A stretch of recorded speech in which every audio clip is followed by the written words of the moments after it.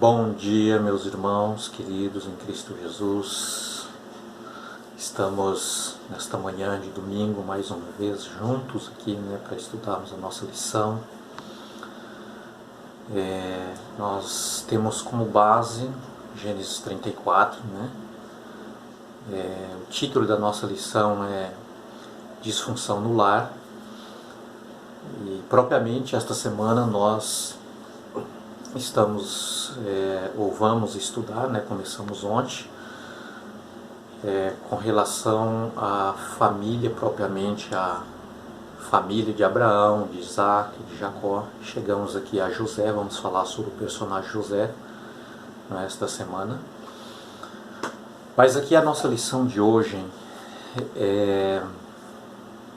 começando aí com o problema familiar desde Abraão, o bisavô de José. Abraão, depois que Sara, sua esposa, percebeu que ela não poderia ser mãe porque ela era estéril, ela queria resolver esse problema, gerando aí a sua geração, mesmo que fosse do seu jeito. Então ela chega para Abraão e diz: Abraão, eu sei que eu não posso ser mãe, mas a promessa de Deus de que Ele faria da gente uma grande nação, e eu acredito que a gente precisa de fazer alguma coisa, e você deve então ter um relacionamento aí com a nossa empregada, no caso aí Agar, e gera um filho com ela, e daí nós podemos formar a nossa geração. Quando Agar estava grávida, aí começou os problemas, e sérios problemas, porque Agar, ela agora se sentia superior à sua patroa Sara, porque ela agora era mãe, tá? E ali começou os problemas familiares. Meus amados, um problema não resolvido, e da melhor maneira, ele gera outros problemas piores ainda. Isaac, Deus cumpriu a promessa, Sara engravidou, foi mãe de Isaac, e então começou aquela rivalidade entre Sara e Agar, porque Isaac era o filho da promessa, e o filho de Agar, quem seria?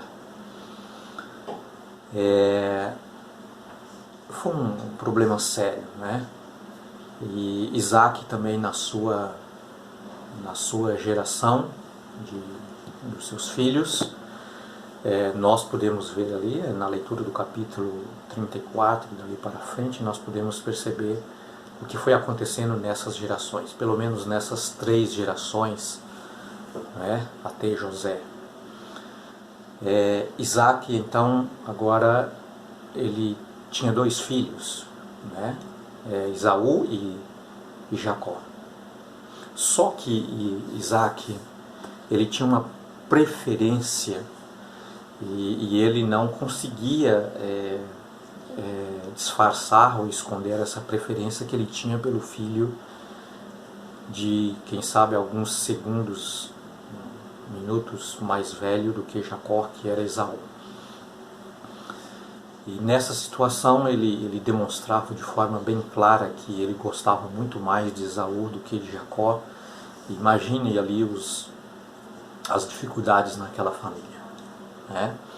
Jacó fazia de tudo para tentar conquistar o amor, o carinho do seu pai para com ele. Não que ele não tinha, mas ele demonstrava muito mais a sua preferência pelo seu filho Esaú. E nós conhecemos a história, não precisamos entrar em muitos detalhes.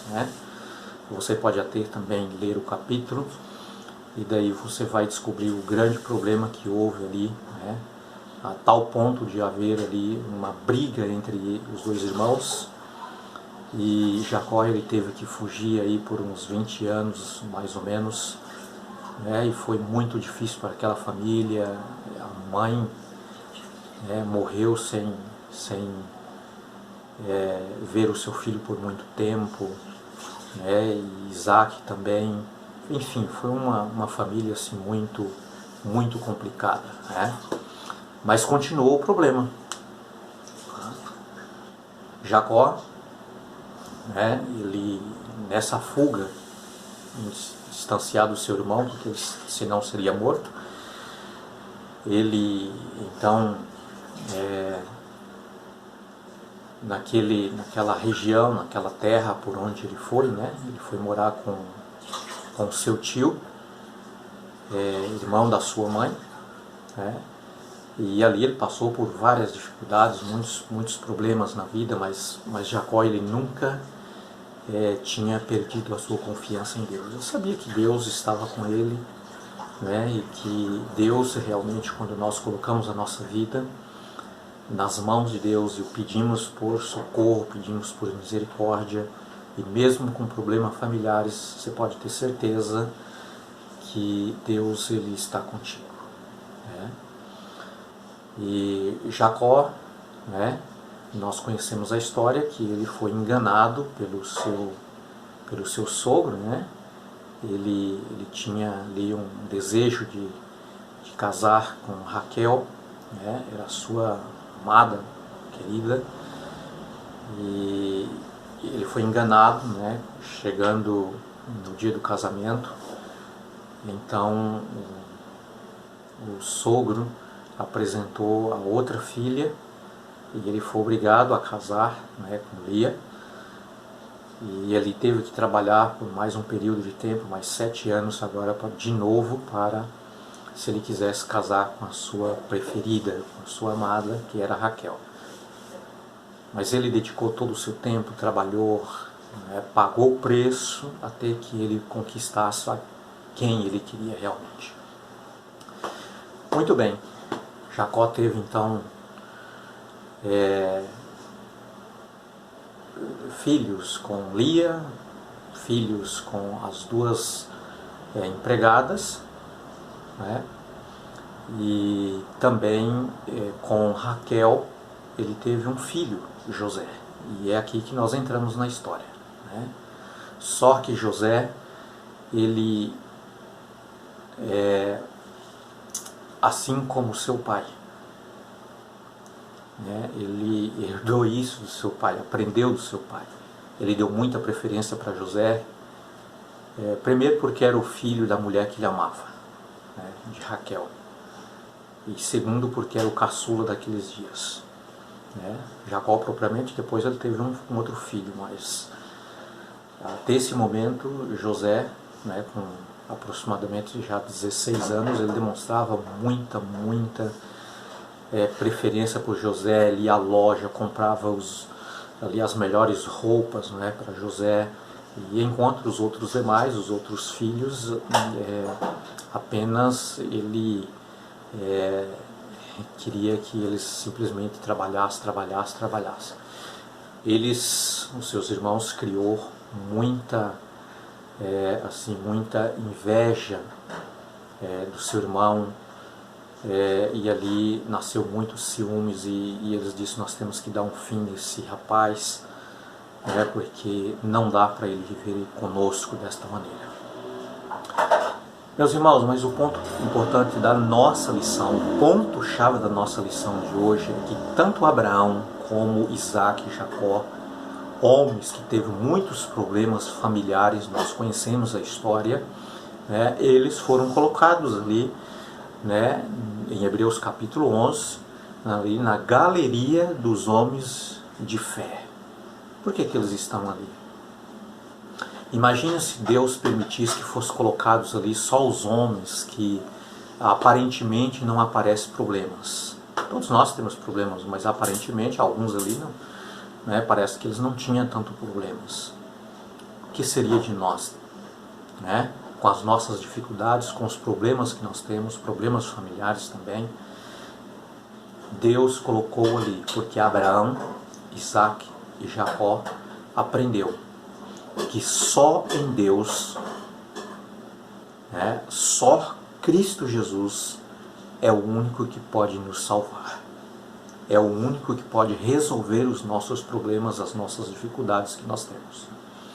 E então, Abraão, pai da fé, era um homem que confiava muito em Deus.